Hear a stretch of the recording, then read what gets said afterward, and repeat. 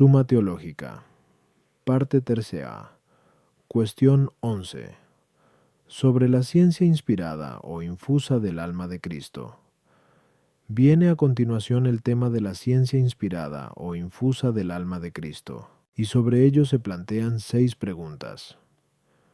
¿Conoce Cristo por medio de ella todas las cosas? ¿Hubiera podido servirse de tal ciencia sin acudir a las imágenes sensibles? ¿Esa ciencia fue discursiva? Comparación entre esta ciencia y la de los ángeles. ¿Fue una ciencia habitual? ¿Fue diversificada mediante distintos hábitos?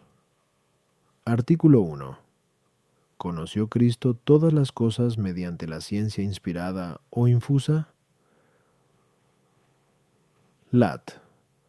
Objeciones por las que parece que Cristo no conoció todas las cosas mediante esta ciencia. 1. Esta ciencia le fue infundida a Cristo para perfección de su entendimiento posible, pero el entendimiento posible del alma humana no parece que esté en potencia absolutamente para todo, sino sólo para aquellas cosas respecto de las que puede ser actualizado por el entendimiento agente, que es su propio principio activo, mas estas cosas pueden ser conocidas por la razón natural. Luego, mediante esta ciencia, no conoció Cristo los objetos que rebasan la razón natural.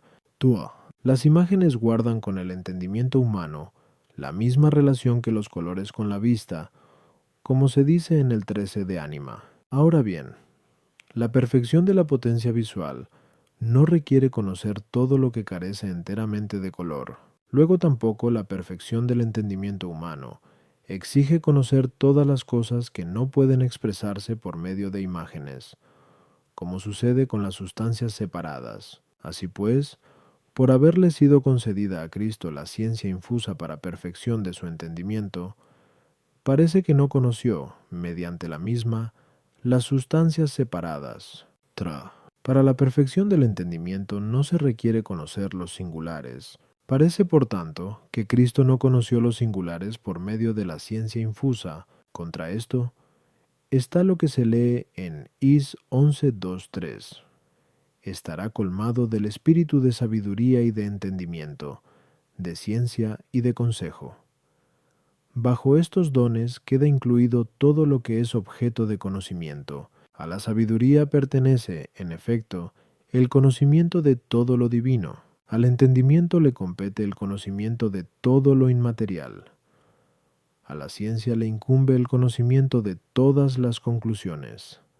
Al consejo le atañe el conocimiento de todas las cosas prácticas. Luego parece que Cristo conoció todas las cosas mediante la ciencia que le fue infundida por el Espíritu Santo. Respondo.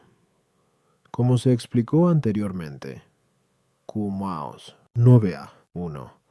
Fue conveniente, para que el alma de Cristo fuese perfecta en todo, que toda su potencialidad se convirtiese en acto, y ha de tenerse en cuenta que en el alma humana, como en cualquier criatura, se distingue una doble potencia pasiva. Una, por relación al agente natural; otra, respecto del primer agente, que puede elevar a cualquier criatura a un acto superior, cosa que no es capaz de hacer el agente natural. Esta última suele llamarse, en la criatura, potencia obediencial. Ambas potencias fueron actualizadas en el alma de Cristo mediante esta ciencia infundida desde lo alto, y por eso, mediante ella, el alma de Cristo conoció, en primer lugar, todo lo que el hombre puede conocer por medio de la fuerza de la luz del entendimiento agente, como lo son todos los objetos de las ciencias humanas. En segundo lugar, Cristo conoció, mediante tal ciencia, todo lo que conocen los hombres por medio de la revelación divina. Bien pertenezca eso al don de sabiduría, bien al don de profecía, o a cualquier don del Espíritu Santo. El alma de Cristo conoció todas estas cosas más y mejor que todos los demás. Sin embargo, no conoció la esencia de Dios por medio de esta ciencia, sino sólo mediante la primera, de la que antes hemos hablado. Q-10. A las objeciones. 1. La dificultad planteada se basa en la acción natural del alma intelectiva, es a saber, en la que se establece por relación con el agente natural, que es el entendimiento agente, tuo. El alma humana, en esta vida, no puede conocer las sustancias separadas, cuando, en cierto modo, está ligada al cuerpo, de manera que no puede entender sin la colaboración de las imágenes, pero, después de la vida terrena, el alma separada podrá conocer, de algún modo, por sí misma las sustancias separadas, como queda dicho en la primera parte, Casito, 29 a tú. Y esto resulta claro especialmente respecto de las almas de los bienaventurados. Ahora bien, Cristo, antes de la pasión, no fue solo viador, sino también comprehensor, por lo que su alma podía conocer las sustancias separadas, al modo que las conoce el alma separada. El conocimiento de los singulares no pertenece a la perfección de la inteligencia en el orden especulativo. Sí, en cambio, por lo que se refiere al conocimiento práctico, que no se realiza sin el conocimiento de los singulares, sobre los que recae su operación, como se dice en el libro Sixth Ethic. Por lo que, como dice Cicerón en su retórica, la prudencia requiere la memoria del pasado, el conocimiento del presente y la cautela para lo futuro. En consecuencia, por haber tenido Cristo la plenitud de la prudencia, conforme al don de consejo, se sigue que conoció todos los singulares pasados, presentes y futuros. Artículo 2. ¿Pudo el alma de Cristo entender mediante la ciencia inspirada o infusa, sin recurrir a las representaciones imaginarias, las objeciones, por las que parece que el alma de Cristo no pudo entender mediante esta ciencia, sin servirse de las representaciones imaginarias? Juan. Las imágenes guardan con el entendimiento la misma relación que los colores con la vista, como se dice en el libro tercero de Ánima. Pero la potencia visual de Cristo no pudo ejercitarse más que mediante los colores. Luego tampoco su entendimiento pudo entender cosa alguna sin servirse de las imágenes. Tuo. El alma de Cristo es de la misma naturaleza que las nuestras. De otra manera, no pertenecería a nuestra especie, en contra de lo que dice el apóstol en Filipe 2:7. Se hizo semejante a los hombres, pero nuestra alma es incapaz de entender sin recurrir a las imágenes. Luego lo mismo acontece en el alma de Cristo. El hombre ha recibido los sentidos para que sirvan a la inteligencia. Sí, pues, Cristo pudo entender sin el concurso de las imágenes, que se reciben a través de los sentidos. Se seguiría que éstos le fueron dados a Cristo inútilmente, cosa que no es admisible. Luego parece que el alma de Cristo no pudo entender sin servirse de las imágenes. Contra esto, está que el alma de Cristo conoció ciertas realidades que no pueden ser conocidas por medio de imágenes, como es el caso de las sustancias separadas. A. 1 a 2. Por consiguiente, ¿pudo entender sin la ayuda de las imágenes? Respondo. Cristo, antes de su pasión, fue a la vez viador y bienaventurado, como luego explicaremos con más detención. QIs 15 a 10. Y tuvo las condiciones de viador especialmente por parte del cuerpo, en cuanto que éste podía padecer. En cambio, las condiciones de bienaventurado las poseyó sobre todo por parte de su alma intelectiva, pero es condición del alma bienaventurada no estar sometida al cuerpo de ningún modo, ni depender de él, sino dominarlo enteramente. Por eso, después de la resurrección, la gloria del alma redundará en el cuerpo. El alma del hombre viador necesita del auxilio de las imágenes por estar ligada al cuerpo, y, en cierto modo, sujeta y dependiente de él. Por tanto, las almas bienaventuradas, lo mismo antes que después de la resurrección, pueden entender sin el recurso a las imágenes, y esto mismo es lo que hay que decir del alma de Cristo, que tuvo plenamente la facultad del bienaventurado. A las objeciones. 1.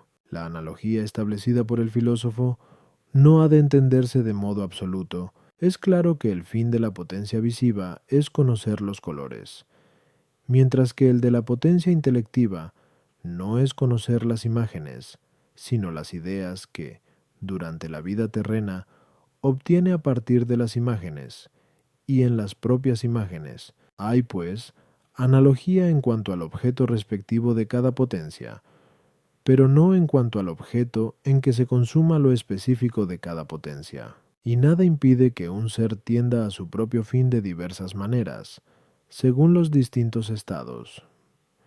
Pero el fin propio de un ser siempre es único, y por tanto, aunque la vista no conozca nada sin el color, la inteligencia, en cambio, en un determinado estado, puede conocer sin la imagen, pero no sin las ideas. Aunque el alma de Cristo fuera de la misma naturaleza que las nuestras, tuvo, sin embargo, un estado que nuestras almas no poseen de hecho, sino sólo en esperanza, es a saber, el estado de bienaventuranza. Aunque el alma de Cristo pudiera entender sin servirse de las imágenes, también podía entender acudiendo a ellas, y por eso no poseyó en vano los sentidos, máxime cuando éstos no son concedidos al hombre sólo para el conocimiento intelectual, sino también para las necesidades de la vida animal. Artículo 3. Poseyó el alma de Cristo la ciencia inspirada o infusa de modo discursivo. Lat. Objeciones por las que parece que el alma de Cristo no tuvo esta ciencia de modo discursivo. Dice el Damasceno en el libro tercero: no ponemos en Cristo ni el consejo ni la elección, pero ambas cosas se le retiran a Cristo porque implican comparación o discurso. Luego parece que en Cristo no existió ciencia comparativa o discursiva. El hombre precisa de la comparación y del discurso racional para averiguar lo que desconoce. Ahora bien, el alma de Cristo lo conoció todo, como antes se ha dicho.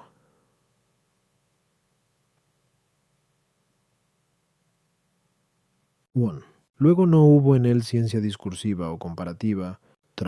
La ciencia de Cristo fue al estilo de la de los bienaventurados, que se asemejan a los ángeles, como se escribe en Mt 22:30. Pero en los ángeles no se da ciencia discursiva o comparativa, como lo prueba Dionisio en el capítulo 7 de Div. Luego tampoco se dio en el alma de Cristo. Contra esto está que Cristo poseyó un alma racional, como queda dicho antes. Kiwanos 5 foro. Y la operación propia del alma racional es comparar y discurrir de una cosa a otra. Luego en Cristo existió ciencia discursiva o comparativa. Respondo. Una ciencia puede ser discursiva o comparativa de dos modos. 1. En cuanto a la adquisición de la misma, como sucede en nosotros, que llegamos al conocimiento de una cosa partiendo de otra. Por ejemplo, los efectos mediante las causas, o viceversa. Y, en este sentido, la ciencia del alma de Cristo no fue discursiva o comparativa, porque esta ciencia de la que hablamos ahora le fue divinamente infundida, no adquirida por investigación.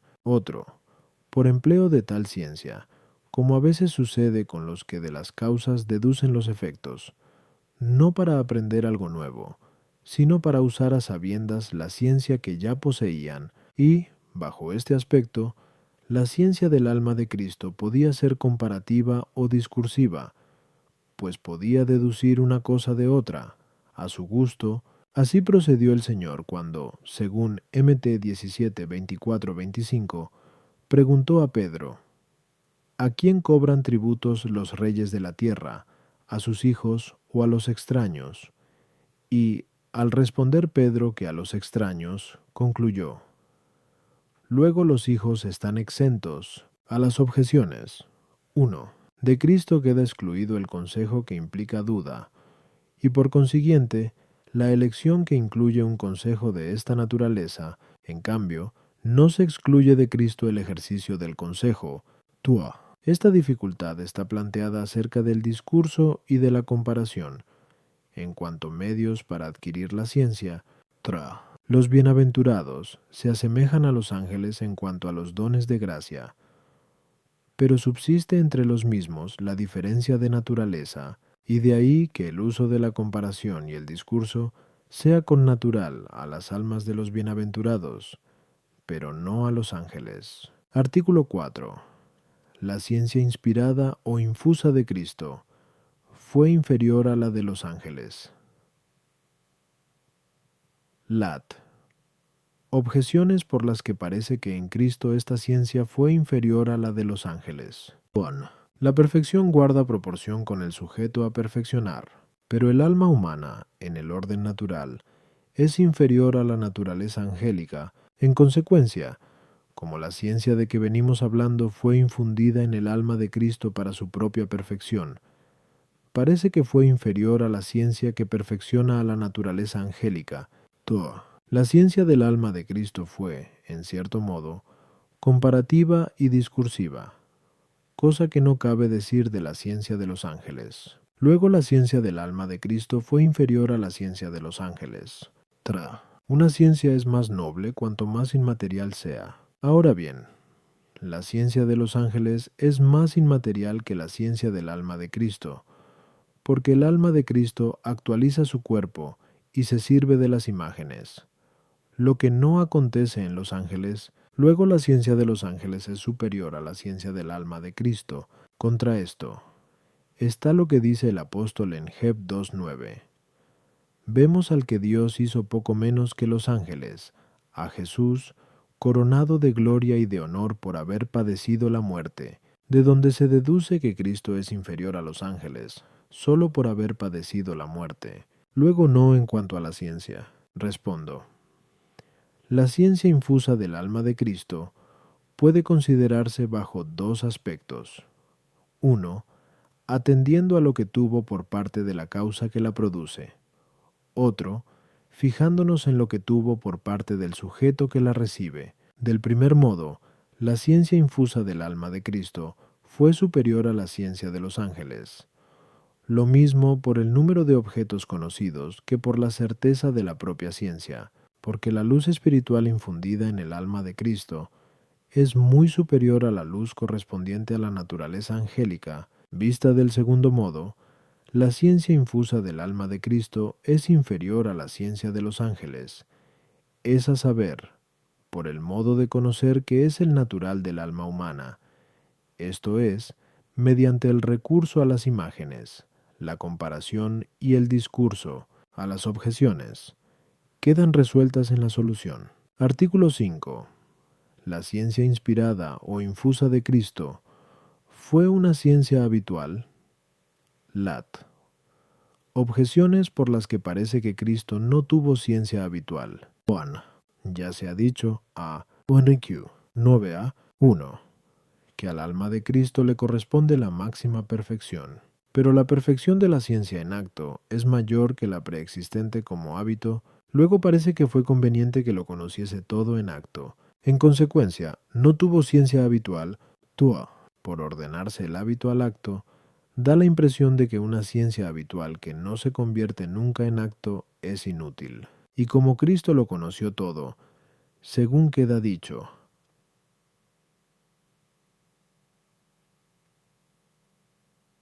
1. No hubiera podido contemplar todas las cosas en acto de haberlas conocido una en pos de otra, puesto que no es posible recorrer un número infinito de cosas. Luego, en él, una ciencia habitual hubiera sido inútil, lo que no es admisible. Por tanto tuvo ciencia actual y no habitual de cuanto conoció. La ciencia habitual es una perfección del que la tiene, y la perfección es más noble que el sujeto perfeccionado por ella. Por tanto, en caso de haber existido en el alma de Cristo algún hábito científico creado, se seguiría que una cosa creada sería superior al alma de Cristo. Luego en el alma de Cristo no existió ciencia habitual. Contra esto está que la ciencia de Cristo, de la que venimos hablando, fue unívoca con nuestra ciencia, así como su alma es de la misma especie que la nuestra. Pero nuestra ciencia es un hábito. Luego también fue habitual la ciencia de Cristo. Respondo. Como acabamos de explicar, a 4. El modo de esta ciencia infusa en el alma de Cristo se conformó con el sujeto que la recibía, puesto que lo recibido se acomoda al modo de ser del sujeto que lo recibe, pero es algo connatural al alma humana, que unas veces se entienda en acto y otras en potencia, y el medio entre la pura potencia y el acto completo es el hábito.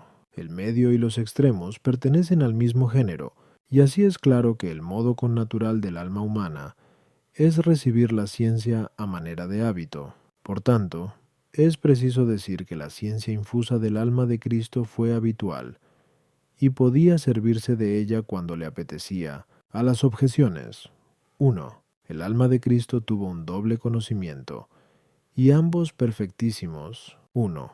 Superior a la condición de la naturaleza humana, con el que contemplaba la esencia divina, y en ella todas las cosas. Este fue un conocimiento perfectísimo en absoluto, mas no fue habitual, sino actual respecto de todo lo que conoció de esta manera. El otro fue un conocimiento proporcionado a la condición de la naturaleza humana, en cuanto que conoció las cosas mediante especies que le fueron divinamente infundidas.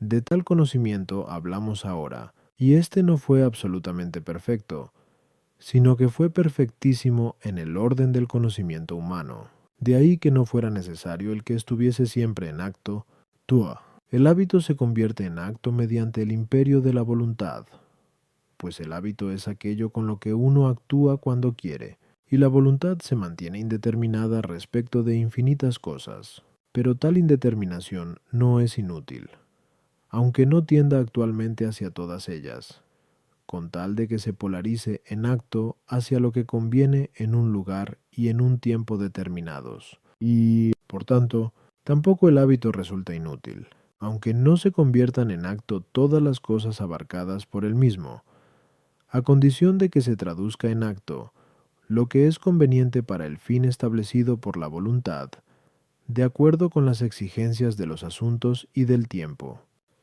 El bien y el ser se entienden de dos modos. 1. Absolutamente, y así se llama sustancia al bien y al ser, que subsisten en su ser y en su bondad. Otro, relativamente, y así se llama accidente al ser, no porque él posea el ser y la bondad, sino porque en él se apoyan el ser y el bien. De esta forma, la ciencia habitual no es absolutamente mejor y más noble que el alma de Cristo, sino sólo relativamente, ya que toda la bondad de la ciencia habitual redunda en bien del sujeto. Artículo 6. La ciencia infusa del alma de Cristo se diversificó en distintos hábitos. Lat.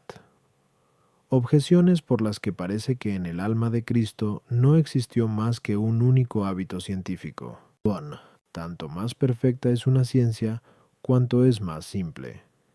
De ahí que los ángeles supremos conozcan mediante formas más universales, como queda dicho en la primera parte. Kil 55. 3. La ciencia de Cristo fue perfectísima, luego fue una en grado supremo, y por eso no se diversificó en varios hábitos. Tuo. Nuestra fe procede de la ciencia de Cristo. Por eso se lee en Heb 12:2.